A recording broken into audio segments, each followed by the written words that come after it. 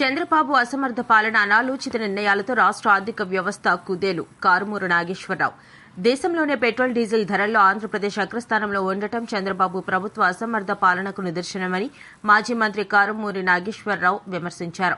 YSR Congress party పిలుపు మేరకు తణుకు పట్టణంలో నిర్వహించిన నిరసన కార్యక్రమంలో నాయకులు, కార్యకర్తలతో కలిసి ఎడ్ల బండ్లు, గుర్రపు బండ్లు లాగుతూ పెరుగుతున్న ఇంధన ధరల భారం సామాన్య ప్రజల జీవనంపై ఎలా పడుతోందో వినూత్నంగా నిరసన తెలిపారు. అనంతరం స్థానిక ఎంఆర్ఓ కార్యాలయానికి చేరుకుని తహసీల్దార్కు వినతి పత్రం అందజేశారు. రాష్ట్రంలో రోజురోజుకు పెరుగుతున్న ఇంధన ధరల కారణంగా రవాణా ఖర్చులు పెరిగి నిత్యావసర వస్తువుల ధరలు అమాంతం పెరిగిపోయాయని కారుమూరి పేర్కొన్నారు. రైతుల నడ్డి విరిచే విధంగా పాలన సాగుతోందని, కనీసం రైతులకు గోనె సంచులు కూడా అందించలేని దుస్థితిలో ప్రభుత్వం ఉందని మండిపడ్డారు. ఎన్నికల ముందు పెట్రోల్, డీజిల్ ధరలు తగ్గిస్తామని హామీ ఇచ్చిన చంద్రబాబు అధికారంలోకి వచ్చిన తర్వాత వాటిని పూర్తిగా విస్మరించిందని విమర్శించారు. ఏదైతే డీజిల్, పెట్రోల్, గ్యాస్ ధరలు పెంచిన దాని మీద ఈ రాష్ట్ర ప్రజలకి, బడుగు బలహీన వర్గాల వారికి, రైతులకి, ఆటో వాళ్ళకి అందరికీ కూడా ఇబ్బందులు ఏర్పడిన మీదుగా జగన్మోహన్ రెడ్డి గారు రాష్ట్ర పిలుపునిచ్చిన వైఎస్ఆర్ పార్టీ వాళ్ళందరూ కూడా 175 నియోజకవర్గాల్లో కూడా ఇవాళ ఈ కార్యక్రమాన్ని నిరసన తెలిపి మెమరాండం ఎంఆర్ఓ గారికి, ఆర్డీఓ గారికి ఇచ్చే ఏర్పాటు చేసి ఇక్కడ ఎంఆర్ఓ గారికి ఇచ్చే కార్యక్రమం చేస్తున్నాం. ఇది ఎంఆర్ఓ ద్వారా వాళ్ళకి తెలియజేసేది ఏంటంటే, వెంటనే మీరు చెప్పిన మాటల ప్రకారంగా డీజిల్, పెట్రోల్ అన్ని కూడా బాదుడని మన కాకి చొక్కాలు కూడా వేసుకుని తిరిగారు, 3 కండవాలు వేసుకుని తిరిగారు. ఇవాళ మరి నోరులు మోగబోయినాయా, ఏమైపోయినాయి? మీరు రాగానే డీజిల్, పెట్రోల్ ధరలు తగ్గిస్తానని చెప్పారు. తగ్గించకపోగా ఇవాళ పెంచే కార్యక్రమంలో మీరు ముందున్నారు.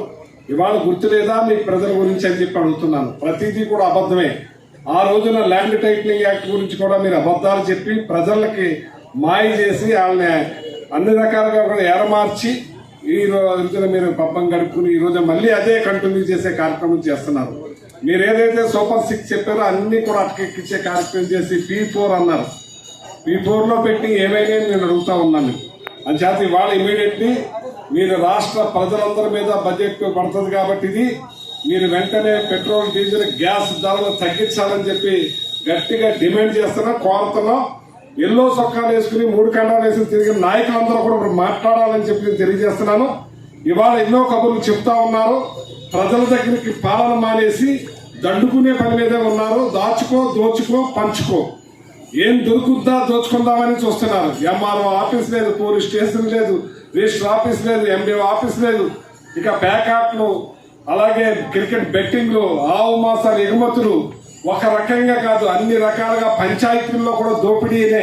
అన్ని రకాల దోపిడీలని కొంచెం పక్కన పెట్టి ఇవాళ ప్రజల గురించి ఆలోచించవలసిన అవసరం ఇక్కడ ఉన్న వాళ్ళకు కూడా ఉందని చెప్పి నాయకుల్ని కోరుతా ఉన్నాను.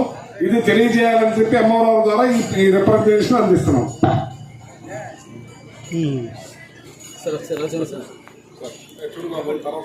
అర్థం ఏంటి? ఇవాళ 17 మెడికల్ కాలేజీలు తేవటం ఏంటి? ఇవాళ ప్రతి గ్రామంలోనూ కూడా పంచాయతీ, ఆర్పీకే, హెల్త్ సెంటర్, గ్రంథాలయం ఇవన్నీ కూడా ఏర్పాటు చేయడమే కాకుండా ప్రజలకు దగ్గరగా డాక్టర్లు కూడా చేరువ చేసి ఎన్నో రకాల వైద్యాలు చేస్తే అన్నింటినీ కూడా వరసెట్టి మీరు ఇస్తాననే కాకుండానే అన్ని కూడా అటకెక్కించే కార్యక్రమం చేస్తున్నారు. మీరు వెంటనే ఈ డీజిల్, పెట్రోల్, గ్యాస్ ధరలను తగ్గించాలని డిమాండ్ చేస్తా ఉన్నాను.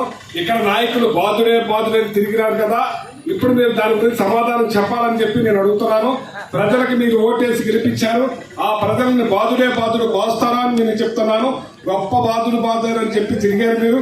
ఇవాళ జగన్మోహన్ రెడ్డి గారు ఆ రోజున కరెంటు ఛార్జీలు కూడా పెంచకుండా, మరి ఏమీ పెంచకుండా చేస్తే మీరు రాగానే కరెంటు ఛార్జీలు పెంచి బాదుడు బాదారు. పెట్రోల్ ధరలు కూడా పెంచి బాదుడు బాదారు.